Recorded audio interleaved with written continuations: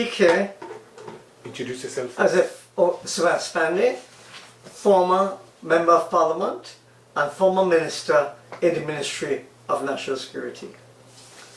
I wish to say that I view last Thursday's sitting of Parliament as one of the darkest days in its history. Parliament in its entirety has betrayed the people.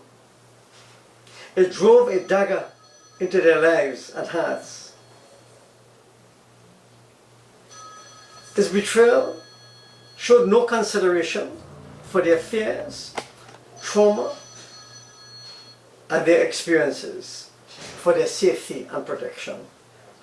Every drop of blood which spills as a result of gang-related crimes falls on the hands of every member of Parliament. The Parliament has given gangsters and criminals the unfettered freedom to create mayhem, to murder and terrorize helpless people. Parliament, instead of protecting citizens, has now exposed them to the criminality of gangsters. The Antigang Act or bill is the most urgent and necessary tools which will allow the police to gain the upper hand on gangs and criminal activities. What we saw in Parliament on Thursday night was the most shameless display of parochial politics, trumping everything, including the high crime rate.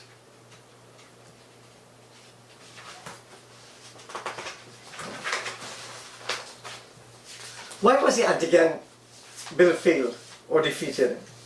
The anti-gang bill, introduced by the PNM in 2017, was similar in all material particulars with the Anti-Gang Act of 2011 of the PP government.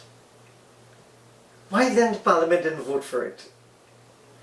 The bill contained minor differences, including making this act cover the proceeds of crime. The bill was scuttled both by the government and the opposition. It appears to me they wanted to have it fail, allow the crime rate to escalate so they could use the foolish blame game accusing each other for the increase in crime. What else could it be? The people are fed up with this type of posture by the politicians. Imagine both sides agreed to all the draconian sections in the bill. We ask the question of the opposition. As the bill was debated, did you really try to uphold the rights, the property rights of citizens? Where it said that a police officer can enter into a premises except your dwelling house without a warrant? Did they try to protect the rights of the people? For example, instead of running into property without a warrant, why they did not apply the principles of the Interception of Communication Act, where it says, in cases of emergency, you could get a warrant from an emergency warrant from a judge. Why the opposition didn't fight for these rights? Why didn't they fight and say, look here, listen, you're not going to people's place like that, unless you are equipped with body cameras. The persons whose premises they're entering, they must be able to video your entry uninhibited. Also, employ people in the private sector who have video recorders so they could go and do independent videoing. Why did the opposition allow this to happen? Why did they vote for that? And at the end, they come and say, all that we agree with, but we're not scuttling the bill for that. We are scuttling the bill because of the sunset clause. I want to say, how foolish they were. One said 4 years. The government wants it 4 years. Opposition said no, 2. Don't you think a parliament of big people carrying such responsibilities couldn't agree between two figures, 2 and 4, and settle in the center 3. But no, they can't agree on time, although they could agree on the serious draconian measures in the bill. If I remember clearly, Dr. Rowley at midnight said, it's 4 years. We're going with 4 years. Let them vote how they wanted. Is that the way you behave when you have such important piece of legislation? Answer is no. Why did he not compromise on this legislation? The opposition themselves were uncompromising by demanding 2 years. We asked the opposition, when the bill was in the committee stage and the section 19, that is the sunset clause, came up, why at that point in time that the opposition didn't indicate to the parliament that their position is 2 years or we're not voting? If they had done that under those circumstances, then they probably would have been in that position to force the government into compromise. Instead, no. The opposition sat down quietly.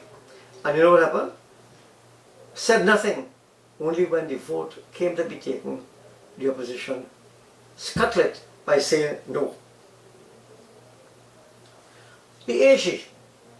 What was the AG role in AG's role in all this?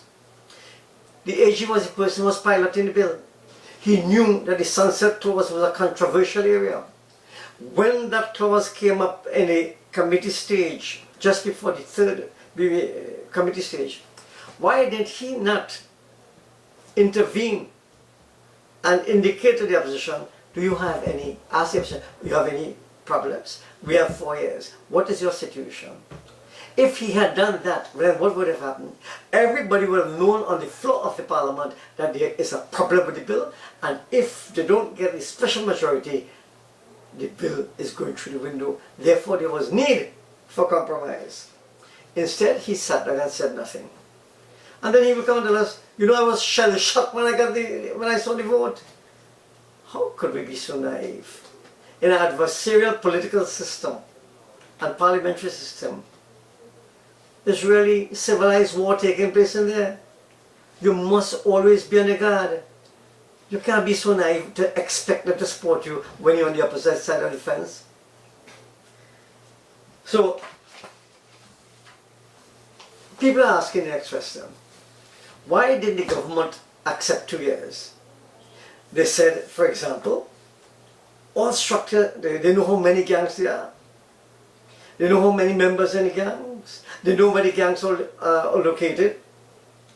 They said all structures were in place already, including the SSA, the Antigang and Intelligence Unit, the Cybercrime Unit.